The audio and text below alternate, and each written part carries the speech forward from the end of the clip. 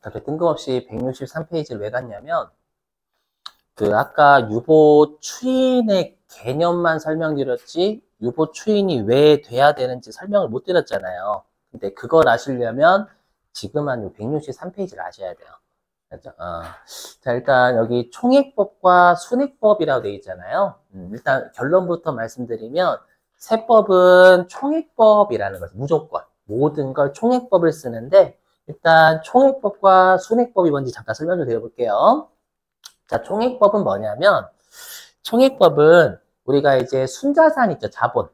자본이 변화하잖아요. 그 자본이 변화하는 걸 그러니까 자본이 변화할 때마다 각각 수익 비용을 잡는 걸 우리가 총액법이라고 불러요. 이라고 부르고요. 순액법은 뭐냐면 자본이 변화하는 걸 각각 수익 비용 잡는 게 아니라 자본이 변화하는 퉁쳐버린 거 있죠. 자본이 변화한 걸 퉁쳐버린 걸 한 방에 수익하고 비용으로 잡는 걸 우리가 순액법이라고 불러요. 지금 무슨 말인지 이해 못 하실 거니까 한번 사례 들어볼게요. 뭐냐면 특히 이 총액법은요. 좀 여러분들이 알고 계셔야 돼요. 이거 나중에 법인세 5장에서 하거든요. 5장. 5장에서 얘는 알고 계셔야 돼요. 여러분들. 뭐냐면 자 들어보세요. 아마 여러분들이 세무 2급까지 하셨을 때는 그냥 시험에서 제품을 100만 원에 매출하고 이것만 보셨을 거예요. 그죠? 하지만 우리 이제 법인세 5장에서는요. 어떻게 시험에 출제하냐면 제품 80만 원짜리를 100만 원에 매출하고 또는 상품 80만 원짜리를 100만 원에 매출하고 이렇게 출제를 해버려요. 그러니까 원가하고 판매가를 같이 줘버려요. 5장에서요. 그럼 당연히 그 분계를 할 줄 아셔야 돼요. 그죠? 근데 총액법은 뭐냐면 우리가 여러분들 삼성전자에서 핸드폰을 60만 원에 만들어서 100만 원에 팔았대요. 그죠? 그러면 우리가 삼성전자는 60만 원이 매출 원가가 되고요. 팔린 것의 원가니까. 그리고 100만 원이 매출이 돼요. 그러면 삼성전자는 우리가 핸드폰을 60만 원에 만들어서 100만 원에 팔면 각각 100만 원, 60만 원 각각 보고 할까요? 아니면 그걸 퉁쳐가지고 40만 원 이익 냈어요? 라고 보고 할까요? 전자예요. 각각 보고 해요. 왜냐하면 우리 주주한테 유용한 정보는 그 회사의 주된 영업 활동과 관련 있는 정보예요. 그러니까 주가죠. 그럼 주주들은 배당에 관심도 많지만 주로 주가예요. 그럼 주가에 영향을 주는 건 그 회사의 주된 영업 활동을 통해서 벌어들인 영업이익이 중요해요. 그렇죠? 그러다 보니까 모든 나라가요. 주된 영업 활동에서의 매출은 이익만 딸랑 표시하지 않고요. 매출과 매출 원가를 각각 표시해요. 즉 수익하고 비용을 다 적어요. 그렇죠? 그래서 모든 회사가 매출 원가를 다 표시해요. 그렇죠? 그래서 여기 보시면 이 분계는 5장 때문에 꼭 기억하셔야 돼요. 예를 들어가지고 회사가 이번에 제품을 현금 150원에 팔았대요. 현금 150원에 제품을 팔았대요. 재고자산을요. 그래서 차변에 현금 150, 대변에 매출 150 이렇게 잡은 거예요. 이게 여러분들이 알고 계실 분계죠? 하지만 시험에서 이렇게 주는 거예요. 100만 원짜리 재고자산을 100원짜리 재고자산을 150원에 팔았다 이렇게 주는 거예요. 100원짜리 재고자산을 150원에 팔았다라고 하면 그럼 장부상에는 재고자산은 100원으로 기록되어 있을 거 아니에요. 그렇죠? 그럼 그걸 팔았으니까 재고자산을 날려야죠. 그래서 실제로 회사들은 분계를 이렇게 끊어요. 재고자산 100원이 날아가는 거예요. 날아가면서 차변에 매출원가 이렇게 분계를 2번 끊어요. 실제로는 그냥 이렇게 딸랑 하나만 하지 않고요. 그렇죠? 그냥 여러분 150만 원에 팔았다고 어디서 얼마짜리를 150에 팔았다 그런 게 있어야지. 그렇죠? 실제로 이렇게 표시합니다. 그래서 제가 아까 그럼 총액법이 뭐라고 했냐면 순자산, 자본이 증가하고 감소할 때마다 각각 수익 비용 잡는 걸 총액법이라고 한다라고 했잖아요. 그렇죠? 그럼 여기에서 순자산, 자본이 몇 번 변했냐면 2번 변했어요. 2번. 어떻게 변했냐면 여기요. 자, 여기 현금이 자산이죠. 근데 우리 자본이라는 거 어차피 자본이 변해도 되지만 자산하고 부채가 변하면 최종적으로 자본도 변하는 거잖아요. 동의되세요? 그럼 여기에서요. 우리가 자산이 지금 150이 증가했단 말이에요. 동의되시겠어요? 그러면 최종적으로 자본은 150이 증가하게 돼 있어요. 동의되시겠죠, 여러분들? 자, 그랬을 때 일단 여기를 할 때 아셔야 될 부분이 우리가 이익이 올라가면 당기순이익이 이익이 올라가면 자본이 증가해요, 감소해요? 증가해요. 왜냐? 우리가 여러분들이 회계 시간에 당기순이익이 올라가면 최종적으로 미처분 이익잉여금이라는 자본이 증가하잖아요. 맞죠? 일단 여기서 출발하는 거예요. 그럼 우리가 다시 우리가 이익이다라는 건 수익 빼기 비용이니까. 맞죠? 그러면 우리가 여기 수익이 증가하거나 또는 비용이 감소하면 이익은 올라가는 거잖아요. 죄송해요. 좀 위치가 좀 그렇다. 그렇죠? 이익이 증가하려면 수익이 증가하거나 또는 비용이 감소하면 되잖아요. 그렇죠? 근데 지금 어떻게 됐냐면 자본이 증가했죠, 여러분들. 증가했으니까 여기 수익이 증가한 거예요. 여기 수익 증가잖아요, 수익 증가. 도움이 되시겠어요, 이렇게? 그래서 요거 수익이 증가했고요. 되셨죠? 자, 그 다음에 여기 재고자산이 대변에 있다라는 건 자산이 감소한 거예요. 그럼 자산이 감소하면 최종적으로 자본이 감소하게 돼 있어요. 동의되시겠어요? 자, 그래서 얘도 자산이 100이 감소했어요. 그러면 자본이 최종적으로 100이 감소하고요. 자본하고 비용은 반대로 놀잖아요, 여러분들. 자본하고 수익은 같이 놀고요. 그렇죠? 왜냐 우리가 분계를 끊을 때 이익은 분계 못 끊잖아요, 여러분들. 그렇죠? 계정 과목은 자산, 부채, 자본, 수익 비용 5가지 중에 하나란 말이에요. 여기다 이익 이렇게 할 수가 없어. 그렇죠? 수익 또는 비용을 적을 수밖에. 그렇죠? 그래서 자본이 감소하면 당연히 비용은 증가하게 되는 거예요. 거꾸로 가는 거니까. 그렇죠? 그래서 여기 비용이 100이 증가한 거예요. 그러니까 제가 하고 싶은 말은 뭐냐면 총액법은요. 여기 지금 최종적으로 자본이 2번 변했죠. 총액법은 자본이 변화할 때마다 각각 수익비용 잡는 거다라면서요. 각각 수익비용 잡았잖아요. 요게 총액법이에요. 근데 세법은 무조건 총액법이에요. 세법은 일단 무조건 총액법. 자, 근데 우리가 순액법은 뭐냐면 회사가 이번에 토지 100원짜리를 150원에 팔았대요. 토지 100원짜리를 150원에 팔았대요. 그럼 이거는 우리가 주주한테 중요해요, 안 중요해요? 안 중요해요. 부동산 판매업자가 아니면 판매법인이 아닌 삼성전자가 부동산 판 거는 주가에 그 당시에는 영향 주지만 1년 내내 안 줘요. 맞죠? 그래서 중요하지 않은 정보니까 실제로 손익계산서에는 얘처럼 매출원과 각각 표시하는 게 아니라 유형자산 처분이익 50원 딸랑 표시해요. 그죠? 그래서 분계가 이렇게 되죠. 아마 여러분이 이 분계일 거예요. 토지 100원짜리를 150원에 팔았다. 이렇게만 분계해요. 그럼 손익계산서는 얘만 올라갑니다. 하지만 재고자산을 팔면 손익계산서 매출과 매출원과 같이 잡혀요. 무조건이 모든 회사 이렇게 합니다. 전부 다. 자, 그럼 보세요. 얘도 마찬가지예요. 자, 여기 현금, 자산이 증가했죠? 자산이 증가했으니까 최종적으로 자본이 증가합니다. 맞죠? 그 다음에 지금 토지가 자산이잖아요. 근데 자산이 지금 대변에 있으니까 100원이 감소한 거예요. 그럼 최종적으로 자본이 100원이 감소합니다. 근데 아까 제가 순액법은 뭐라고 했냐면 그냥 자본의 변화에 퉁쳐버린 거. 순액 있죠, 순액. 순액을 그냥 한 방에 수익비용 잡아버리는 거예요. 그럼 여기 자본이 얘는 150 증가, 얘는 자본이 100 감소했죠. 그럼 이걸 퉁쳐버리면 어떻게 돼요? 퉁치면, 퉁쳤다는 상계야, 상계. 자본은 최종적으로 퉁치면 50만 증가한 거예요. 맞죠? 그래서 50만 증가했으니까 자본하고 수익 같이 가잖아요.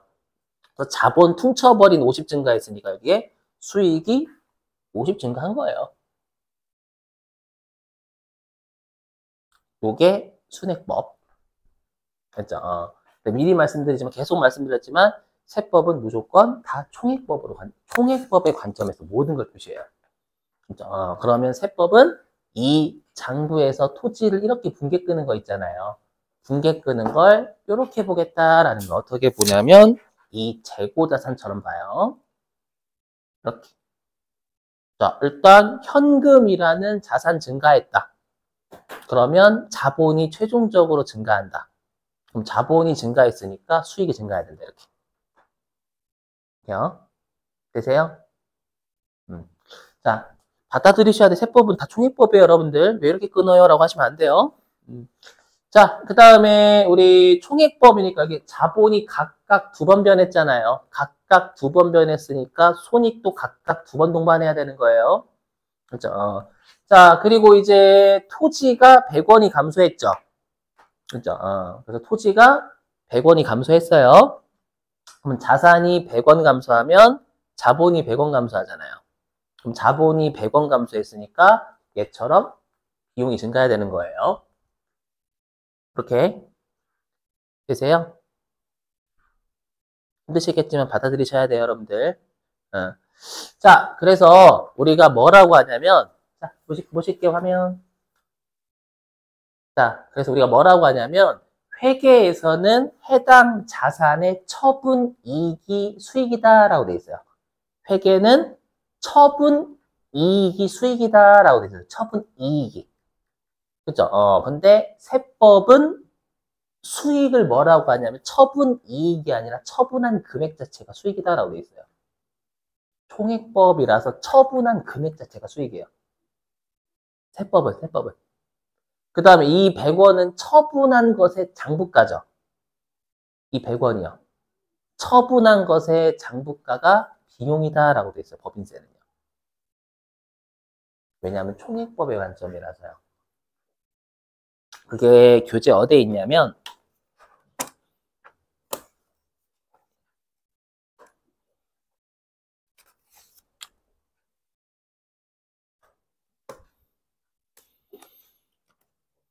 교재 70이 아니라 67이네. 67페이지.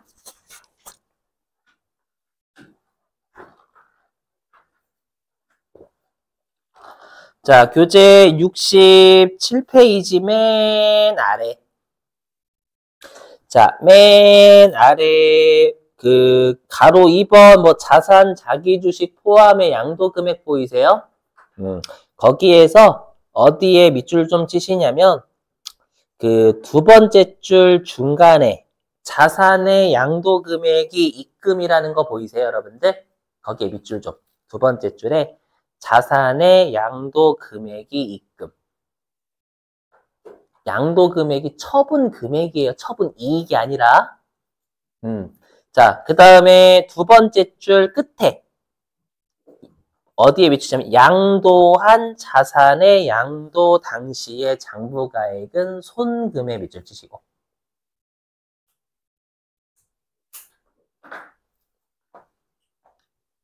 요걸로 나온 거죠, 지금 요거. 맞죠? 양도, 처분한 것에 처분한 금액 자체가 입금이에요. 그리고 우리가 처분한 자산의 장부가가 손금이에요. 총액법이기 때문에 그래요. 알죠? 이거 그대로 냅니다, 시험에. 말 문제로요. 조심하시고. 소득세도 똑같아요, 여러분들. 소득세도 똑같이 총표 쓰거든요. 자, 그러면 이제 제가 지금은 자산 가지고 했으니까요. 이제는 부채 가지고, 부채 가지고. 자, 화면 보시면.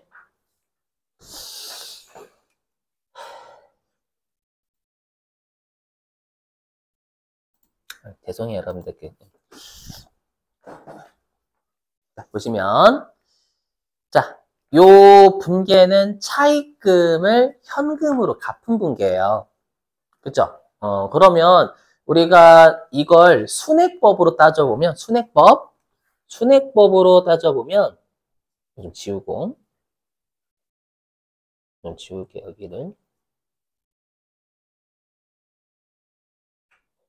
순액법으로 따지면, 여기가 지금 부채가 감소한 거잖아요.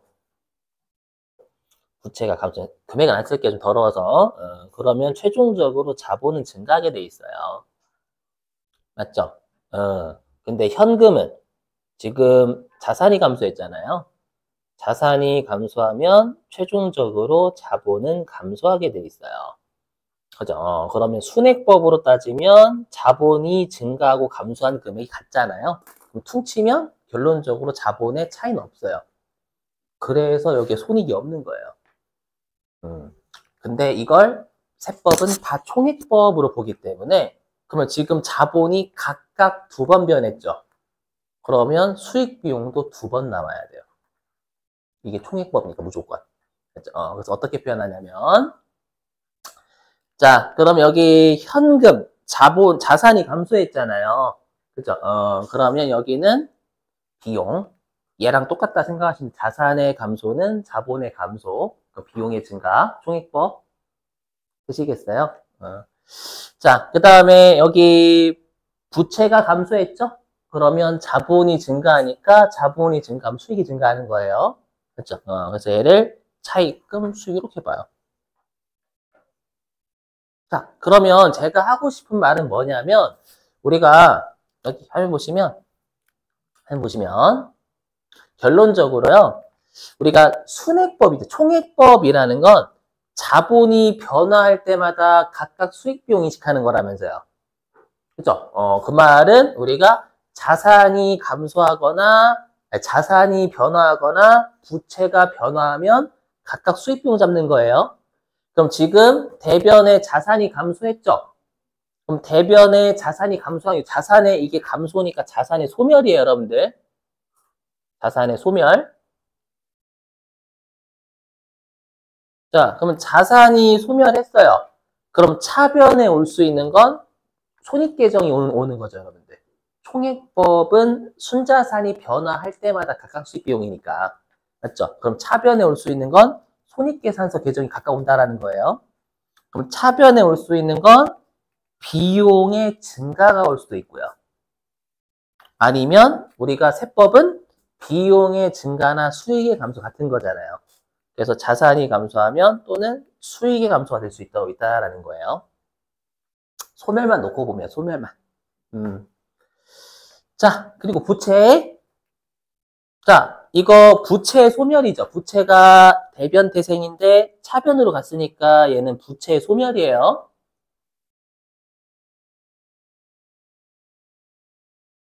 그럼 우리가 부채가 소멸하면 자본이 증가하죠. 그럼 대변에 올 수 있는 건 수익이 증가하거나 또는 비용이 감소하거나.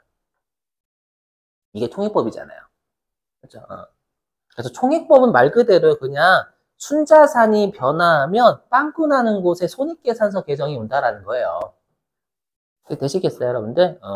자, 그럼 여기에서 되게 중요한 문구가 되게 중요한 거. 이걸 하기 위해서 여러분 뺑뺑 돌아온 거예요. 뭐냐면, 여기.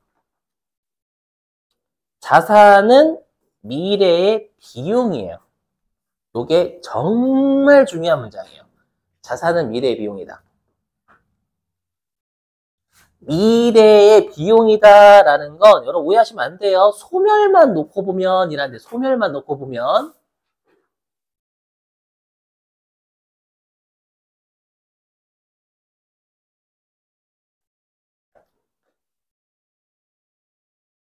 자, 여기 보시면 자, 현금 들어온 거 말고요. 우리가 토지라는 자산은 언젠가는 처분해서 없어지죠. 없어지면 결론적으로 여기 토지라는 자산이 없어지면 그만큼 나중에는 비용이 증가하게 돼 있어요. 대표적인 게 여러분들 우리가 회계에서 배웠던 걸로 따지면 내가 건물을 취득했어요. 그럼 나중에 미래의 비용이 되는 건 건물이 감가상각으로 비용이 되잖아요. 자산이. 그렇죠?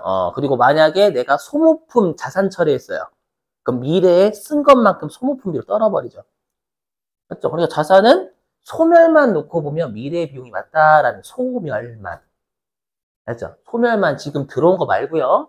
그렇죠? 그 다음에 부채는 미래의 수익이다. 얘도 마찬가지. 소멸만 놓고 보면. 그럼 여러분들 부채가 왜 미래의 수익이에요? 우리 간단하게 나중에 여러분들 내가 채무를 탕감받았어. 그럼 채무를 탕감받으면 부채가 소멸하면서 채무 면제액이라는 수익 잡잖아요, 여러분들.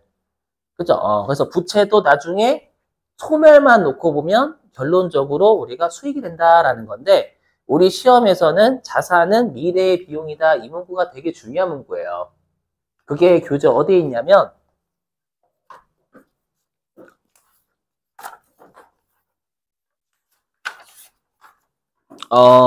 127페이지.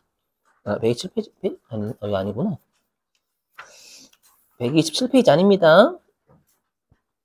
155페이지.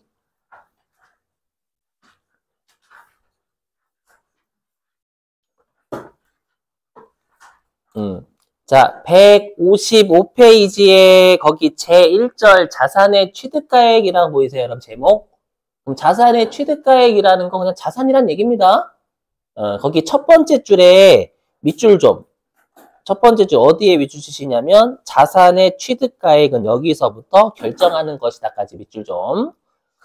자, 자산의 취득가액은 법인세법상 입장에서 보면 미래의 송금을 결정하는 것이다.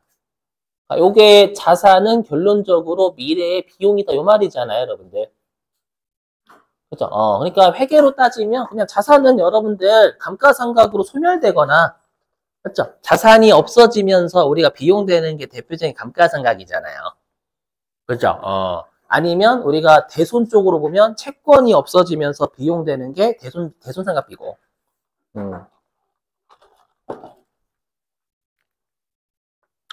자, 그럼 여기 다시 와보세요.